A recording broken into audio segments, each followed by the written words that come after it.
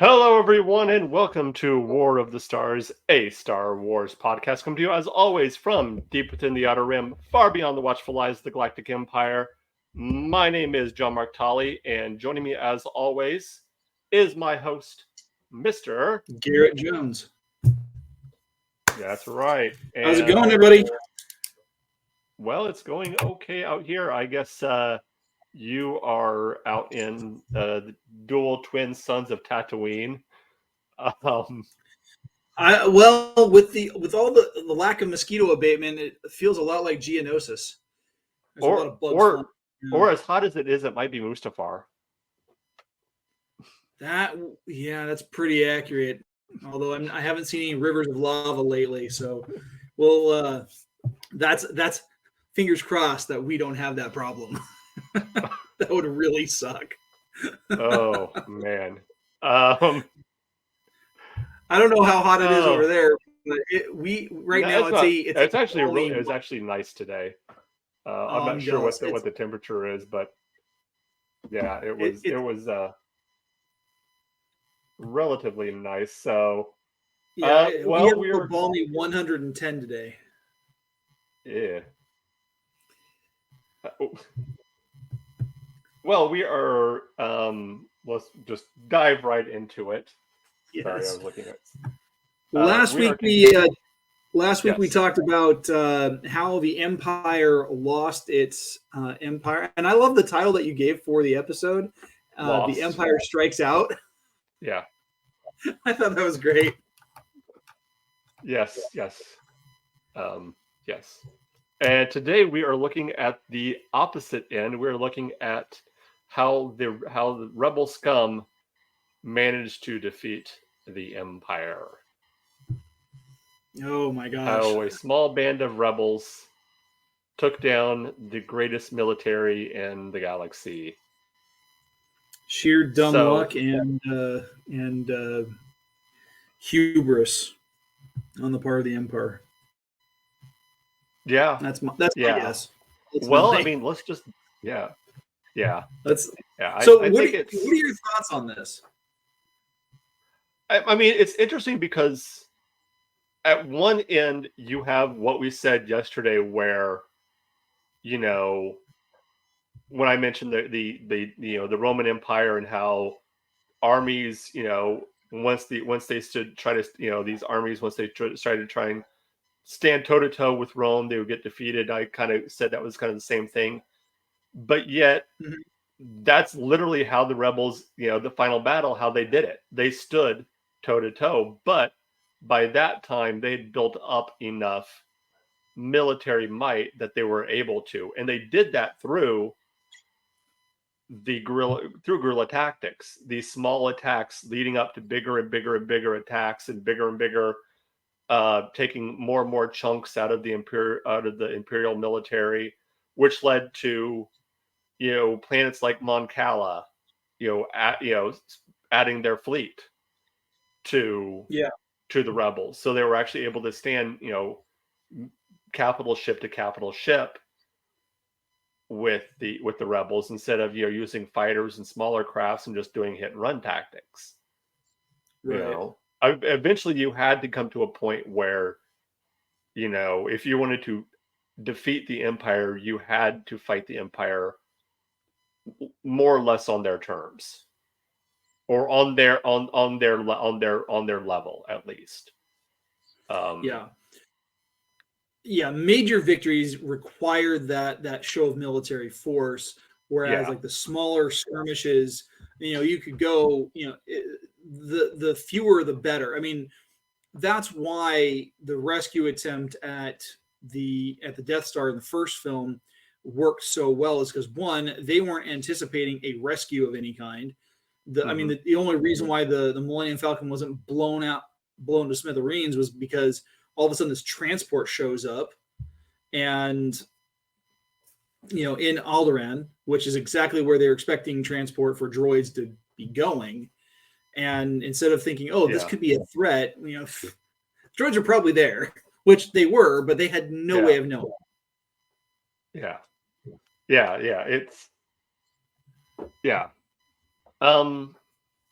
I do think though that those small attacks, like I kind of said earlier, did a lot to show the rest of the galaxy that maybe there is a chance, maybe. Yeah.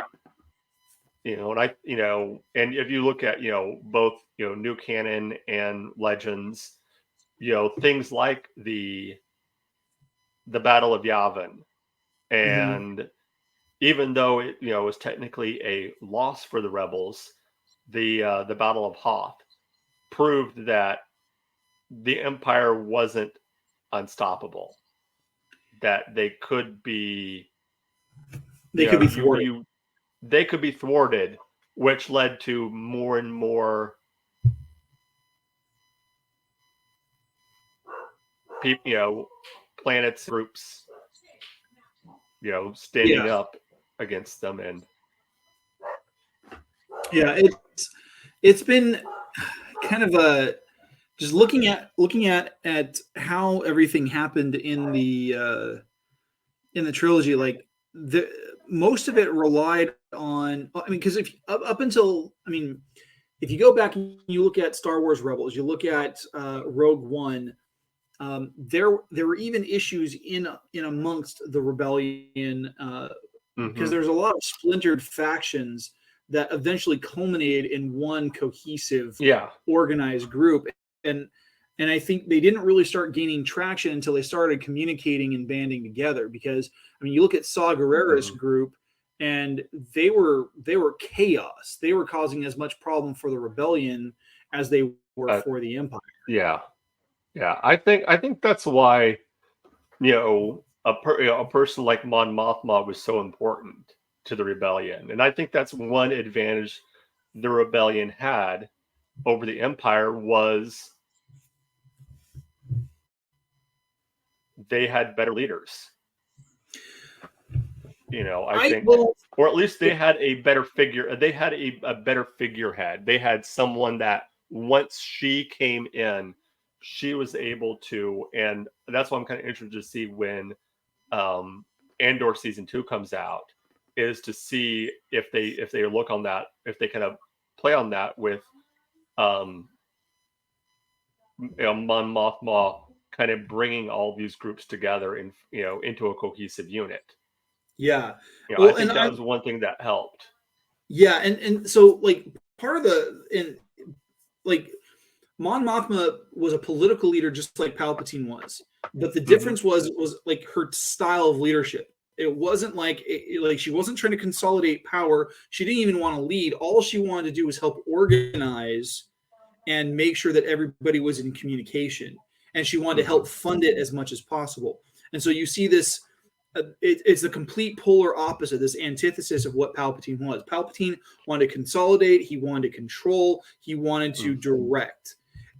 Yeah. And all Mothma wants to do is she just wants to help out and provide.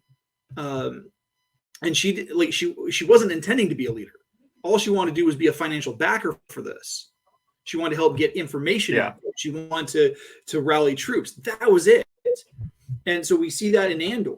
And then you get to Return of the Jedi, and she's become a leader only because she's become a de facto leader. She's a voice that people will listen to because she is well-spoken, that she was trained for this kind of thing. She can get people's attention in a way that other leaders could not. And while she didn't have the military background, she had her ear to the ground gaining the information, and helping with the spy network and all that. And so I think that really makes a big difference because you have all these different groups, these different alien races, different planet systems, these different military factions that they've, tried to resist the Empire as much as possible on their own. They've seen what the Empire is like, and here they're seeing something new, something different, something that wants to work with them, not against them. Yeah. How important do you think it was for the addition and Akbar and them bringing in the Mon Calamari coming into the joining the rebellion full on? Because that seemed like it was a huge, like as far as bringing in that firepower, bringing in the Mon Calamari cruisers, and I think it was huge because the Mon Cala had some of the most extensive technology as far as like planetary shielding systems, as far as battleships and stuff like that. Outside of whatever the Republic had been building during the Clone Wars. And what's interesting is the Mon Cala, their homeworld, Dak, was, they were split during the Clone Wars because you had the Quarrens who live on the same planet who were with the Separatist movement, and you had the Mon Cala who were with the Republic, wanting to stay unified, and so what you actually see is in joining the rebellion, you actually see the Mon Cala flip and become separatists. They flip sides essentially, and what you have is the rebellion at that point using separatist tactics from the Clone Wars to fight the Empire, and this is the real good fight that needed to be handled. While and don't get me wrong, like, several groups within the Separatists during the Clone Wars, they had some legitimate concerns that were not being addressed, that were not being handled by the Republic, by the Senate, by the Jedi, what have you. And so here now, as the military factions are shifting, because you started having Quarrens helping out with the rebellion to some extent, not as much as the Mon Cala, but the Quarrens were there. And when you have two major species inhabiting the same world who have been at war with each other, and now they're uniting, the Empire wasn't ready for that. Yeah. I think another thing that really helped the rebellion was this, the fact that you had these different races and different groups that willingly worked together. They willingly pulled instead of being forced to, instead of, the Empire looking at them as just mere slave labor or the means to an end. You had all of these different, you had the Mon Cala bringing in their Starfleet. You had the Bothan spy network being implemented. You had all these other, the Wookiees and all of these different groups that brought their own specialty and added it to almost like a united federation.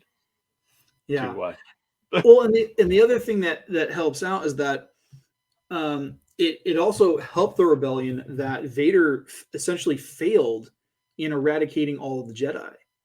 A lot of them were co-opted and assimilated into the Inquisitorius, but you had others who were isolated, who were not either because they weren't found as part of being the Jedi Order, or because they were able to evade and elude Vader. For example, Ahsoka Tano. She she knew, and she spent so much time away from that. And then you have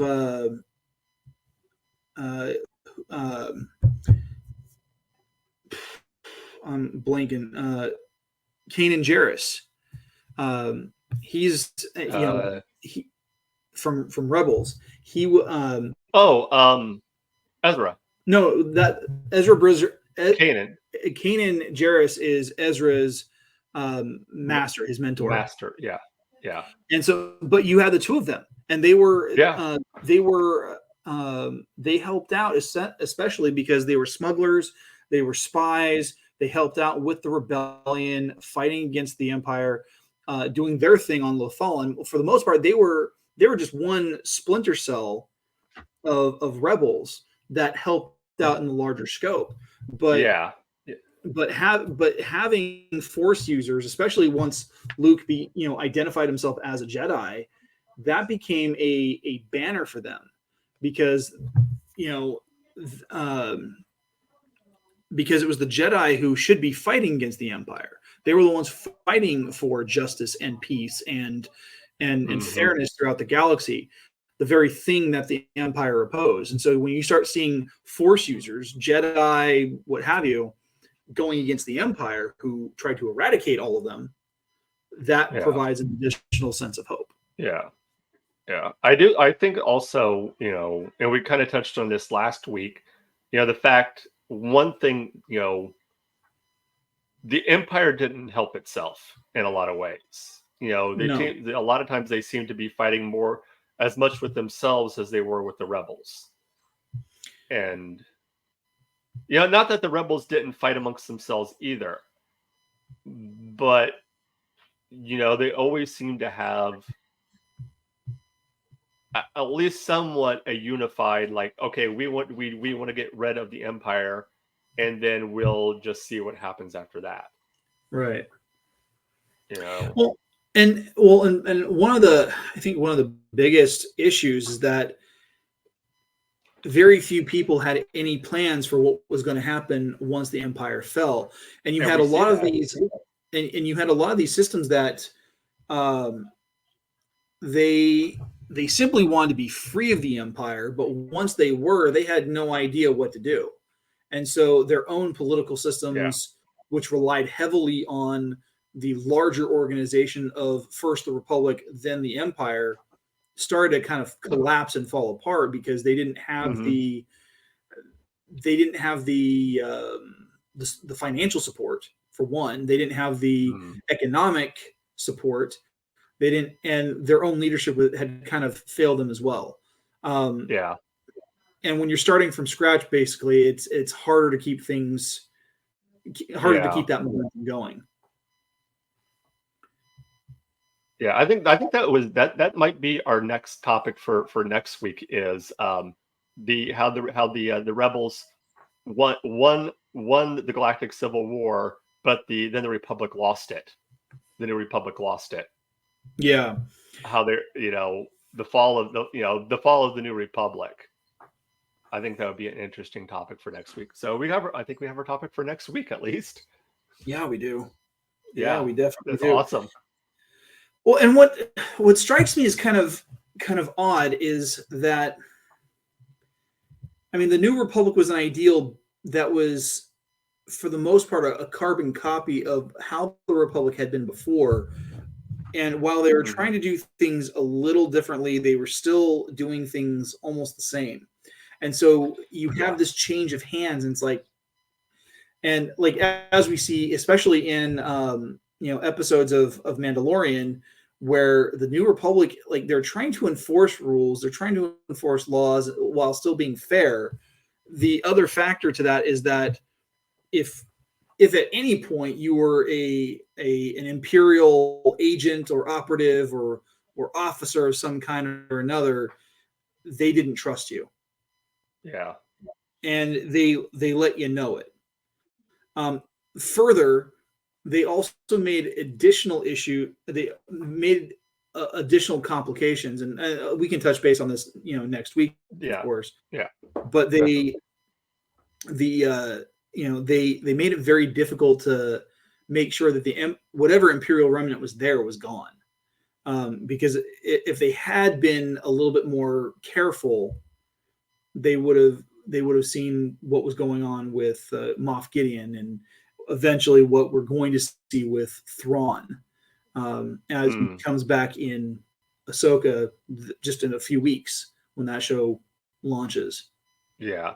I'm actually, like, this time period that's kind of being hit on with a lot of these Star Wars Disney Plus shows. I'm kind of enjoying seeing that time period looked at, that kind of time period between the fall of the downfall of the Empire and the New Republic. So, and of course, seeing Thrawn on the big screen, not on the big screen, but in live action, I think is pretty cool. Yeah, it's pretty pumped about that. He is a character that I've wanted to see in live action for more than 20 years. He's such a cool, intimidating character, and Mm-hmm. the fact that he. So what do you think? What do you think of the makeup? I mean, we saw the first look at him. I don't know, because like some of the scenes that I've seen make it look almost like the CGI that was used to paint Jennifer Lawrence blue in X-Men Dark Phoenix, because she decided not to go with the prosthetics and the actual makeup. She wanted to go with. She ended up going with some kind of like bodysuit, and they digitally painted her face, and it didn't look the same. The texture was kind of off. So there are some scenes where it feels like that, but I'd have to watch a full episode, because usually what I see are little glimpses in the trailer, and I'd like to see a little bit more of it before I can make a fair assessment. Yeah. I will say that the special effects and the CGI that has been employed for the Star Wars shows have been much better than, say, some of the CGI and special effects used in Marvel in the last couple of years. That being said, I'm holding out hope that Ahsoka is going to be good. The last season of Mando was kind of weak from a storytelling perspective. The way that they structured it, the pacing was weird. And then Book of Boba Fett was just abysmal, where they take a really cool character and completely deconstruct and trash him, which is what Lucasfilm has been doing for the last few years between Luke Skywalker and Indiana Jones and stuff like that. And I'm really hoping we don't see anything more like that. I really hope that when they bring in Thrawn, he's not going to be some weakened shadow of what we hope him to be, that he's actually going to be a menace, like far more of a menace and far more of a threat than Moff Gideon ever could have been. Yeah, I agree. Yeah. I mean, it was interesting is this would be the time period where the original story for Heir to the Empire took place 5 years after, because Heir to the Empire took place 5 years after Return of the Jedi. And how long is Mando takes place? Well, at least the first season of Mando takes place about 6 years after. 6 years. After So close. I mean, we don't know how long of a period there was between the seasons. I don't know if they really talk about how. But I mean, that's a problem. That's one of the things. Even in the original trilogy, time was just kind of like out there as far as how much time went by. Well, I mean, they were there for the most part. The time frame was fine, because like the original trilogy, like you get that there's been a couple of years that have passed between A New Hope and Empire Strikes Back. Yeah. And then there's like maybe a year and a half tops between the events of Empire and Return of the Jedi. Well, I mean, I know the big thing that people always look at as far as being kind of weird time is how long was Luke on Dagobah? Yeah. Like, was he there for a few days or a few weeks, a few months? Yeah, we have no idea. Well, because they were, and also, I mean, the Falcon was traveling from wherever they were without a hyperdrive, and they made it to Bespin. So it's like, okay, how long was that? A few months? Was that a few weeks? Yeah, was it, And what's funny is, like, if I pull out because I actually have like a distance chart. Let me see if I can find that here. There's a distance chart for interstellar travel. Where is that here? And here we go. Space transports. Looking at the wrong stuff. Like, depending on whether or not you're traveling hyperdrive or sublight, you were going to be traveling for a bit. Because the whole point of traveling at light speed was to cut down on travel time.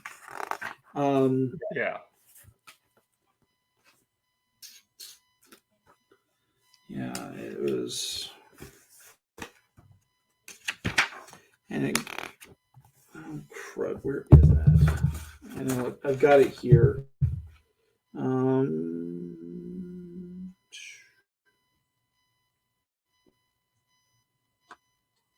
It's not my reference charts. It's in 257. Let's see here. Planets.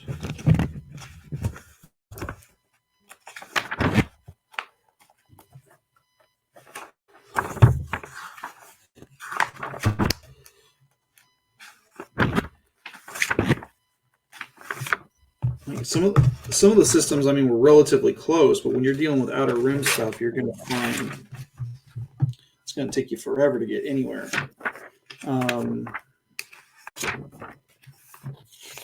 Bummer. Yeah. Hold on just 1 second. All right.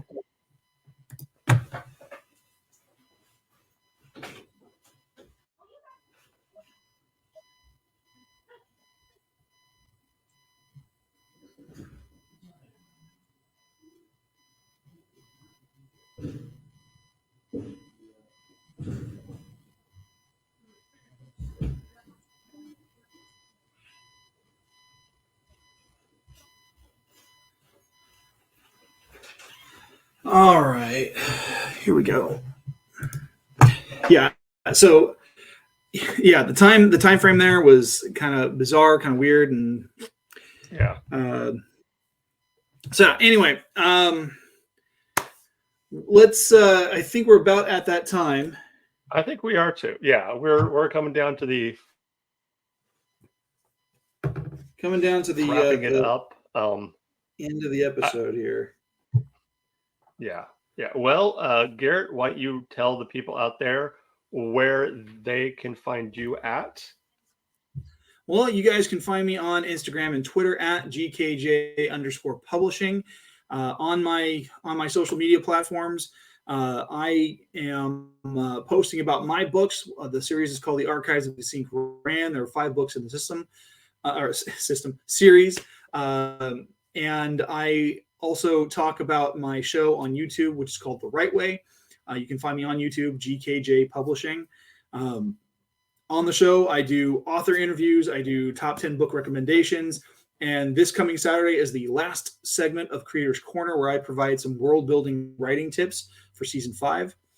And then the 29th of July is going to be my season closer, where I just have a little bit of fun and just wrap up the season and say, hey, this is what's coming up next, this next fall. Yeah. Well, as for us right here, you can, of course, get a hold of us each. You can get a hold of us the best way through our email. That is warofthestars1@gmail.com. That is also our Twitter handle. All other social medias are under War of the Stars, a Star Wars podcast. If you want to support the show, patreon.com/War of the Stars, or check out our merch. The link is in our Twitter bio handle for our merch store. Other than that, you can check us out wherever you get your podcast. Again, just search War of the Stars, a Star Wars podcast, and look for the War of the Stars logo to make sure that you got the right War of the Stars podcast. Yeah, because it's like some other one floating around. I don't know. Honestly, this kind of aside, I typed in, because Bing now has the AI chat, the chat GPT. Oh, really? They do. I typed in our information on War of the Stars in the host. It said that we are both from Ohio. And that both we were from Ohio? Yeah, we're both from Ohio. And that you were like, I can't remember what it said you were, but it was like, I'm thinking none of that is absolutely nothing wrong with Ohio. Cincinnati was a beautiful city. I don't know. I've never been there. I mean, the only thing I know about Ohio is that that's where they filmed Drew Carey. Ohio seems nice. Yeah. Oh, that was Cleveland. I do want to hit Cedar Point. Anyway, we were close by there. Anyway, I digress.